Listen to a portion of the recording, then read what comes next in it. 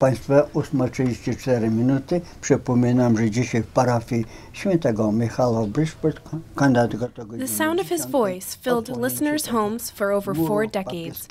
Casimir Majewski hosts a Polish radio show at WNHU at the University of New Haven.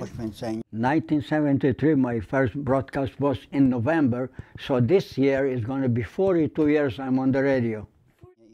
We visited the Polish native at his Milford home to learn more about his job in radio.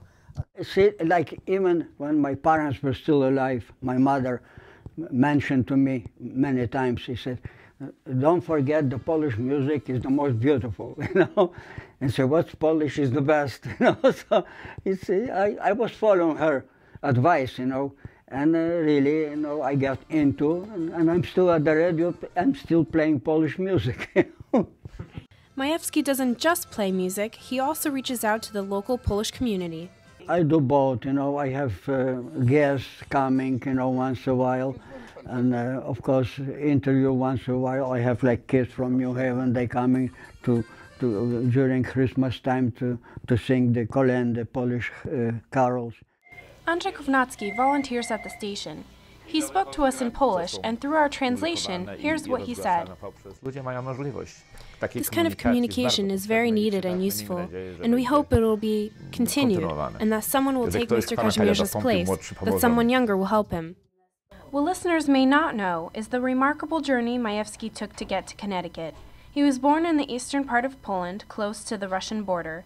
In 1939, Germans attacked Poland, and shortly after, Russians invaded and began arresting Polish government employees. My father was a guardian of the forest on the border, so he was first on the list.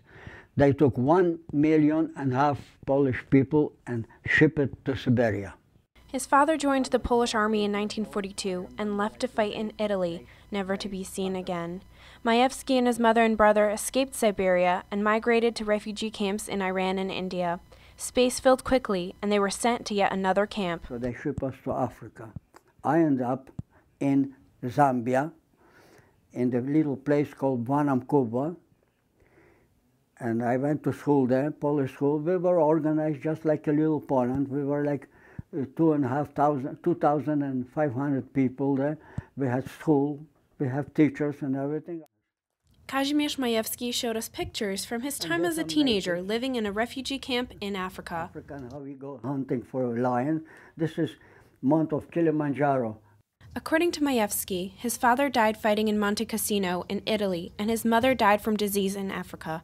Orphaned, he and others sought a new life in the free world. I didn't have nobody in Poland, so I don't want to go back. I said at that time it was communist. Canada welcomed the orphans, and Majewski sailed to North America. In Montreal, we started a new life again, going to the French school, learn a trade, you know, as a lace weaver. In Canada, Majewski met Olga. The two wed and had 3 children. He does have a very good memory, you know.